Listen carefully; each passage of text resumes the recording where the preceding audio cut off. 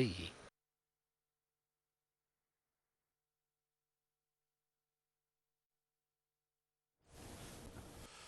Alors, les relations égypto-brésiliennes, c'est notre débat pour ce matin. Nous avons le plaisir d'accueillir au bout du fil Dr Raouf Gaffar. Vous êtes expert en économie. Bonjour. Bonjour. Bonjour. Parlez-nous tout d'abord des relations historiques entre le Brésil et l'Égypte. Bien que le Brésil est très loin, mais il y avait toujours des relations très bonnes avec le Brésil durant les dernières 50-60 ans. Et ça continue, surtout que finalement, l'Égypte va joindre le BRICS, ce qui va la rapprocher encore plus du Brésil et des autres pays. Parfait. Si on parle vous avez mentionné quand même le BRICS. Si on parle avant rejoindre le BRICS, normalement c'était prévu du 1er janvier 2024, mais avant, les relations commerciales et économiques entre les deux pays, puisque le Brésil est considéré comme le premier partenaire de l'Égypte en Amérique latine.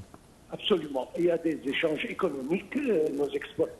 D'ailleurs, je pense que nous avons dépassé les 2 milliards d'échanges économiques entre les deux pays, ce qui représente déjà un chiffre grand.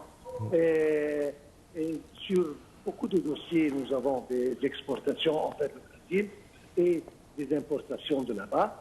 Je pense que d'ici l'avenir, ça va augmenter, les chiffres vont grandir et les relations vont se développer très positivement. Oui. Docteur Raouf, bonjour. Bonjour. Alors, quand on parle également de la liaison commerciale avec le Brésil, on parle toujours des BRICS, mais également du protocole de Mercosur pour les pays de l'Amérique du Sud. Est-ce que cela donne des privilèges pour les échanges commerciaux entre les deux pays? Certainement. Il y a des exemptions de douane dans certains produits. Oui. C'est-à-dire c'est pour encourager justement le trafic économique entre les deux pays.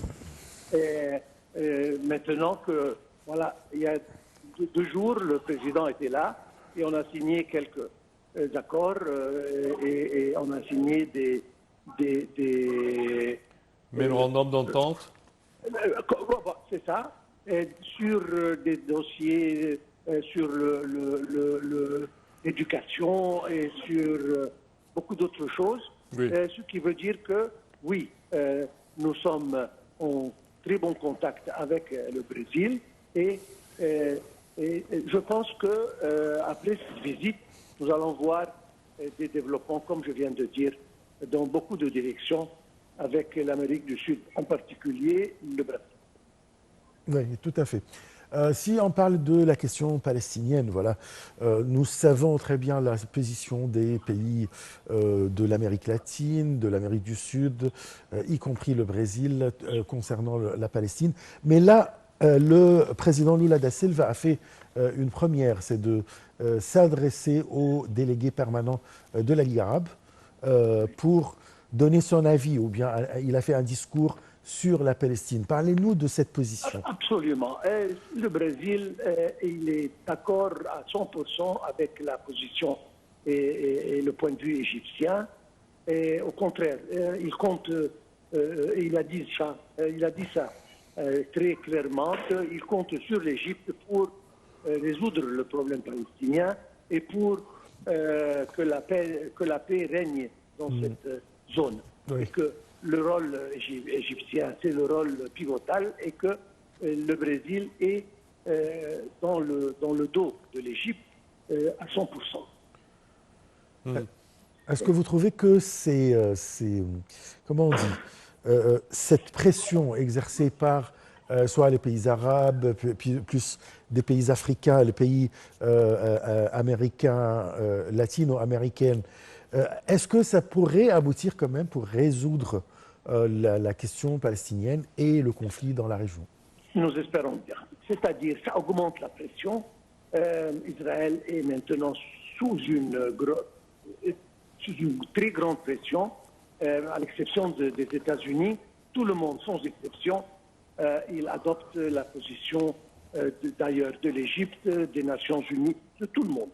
Et je pense que la position d'Israël devient de plus en plus faible et que nous espérons bien qu'avec toutes ces pressions, le Premier ministre israélien je pense, il va être convaincu qu'il ne peut pas continuer. Nous espérons bien que ça ne prenne pas beaucoup de temps et que cette dilemme se résout très très prochainement à cause de la pression que tout le monde exerce sur Israël. Oui. Docteur Raouf, également quand on parle de la politique égyptienne à l'étranger, on parle d'alliances, on parle de plusieurs alliances que l'Égypte a entrepris. On parle certainement d'une alliance africaine avec nos confrères africains, mais également d'une alliance avec, par exemple, depuis quelques jours, c'était la première visite depuis une décennie du président turc Recep Tayyip Erdogan, un nouveau volet, un nouveau chapitre dans les relations égypto-turques. Comment voyez-vous cela? Le président Sisi a fait un retour vers tout le monde. Il s'est ouvert vers tout le monde. Il a résolu tous les problèmes avec tous les pays du monde. Ses relations sur le plan personnel et sur le plan État exceptionnelles avec tout le monde. Et il commence une nouvelle page. Voilà, vous venez de dire, avec la Turquie, avec des années de problèmes. Maintenant, il n'y a plus ces problèmes. Et avec tous les autres pays, nous sommes ouverts pour tous les pays du monde. Nous développons nos relations économiques et autres avec tous les pays du monde pour le bien de l'Égypte. C'est-à-dire le président, il met le bien de l'Égypte avant tout et justement, il se dirige vers ceci. Oui. Également, quand on regarde le reste de ces alliances, on voit par exemple l'alliance avec la Grèce et Chypre. Chypre, etc. Nous Oui, formons et la Turquie, l'Italie également. Plusieurs. Très solide alliance. Oui. Nous sommes à 100% en agrément avec tous les problèmes et les crises régionales et les crises même mondiales. Nous avons beaucoup de choses en commun avec le gaz, etc.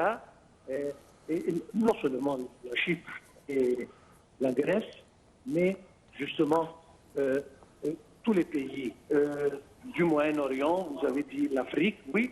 Nous avons fait un retour admirable envers l'Afrique. Maintenant, nous sommes en très bonne relation avec 95% des pays africains. Et ça, comme je viens de dire, c'est pour le bien de notre pays. Parfait, Dr. Aouka. Vous remercie de vos explications. Merci à vous. Je répète que vous êtes analyste politique et expert en économie. Merci à vous. Chers téléspectateurs, une petite pause. On se retrouve tout de suite après.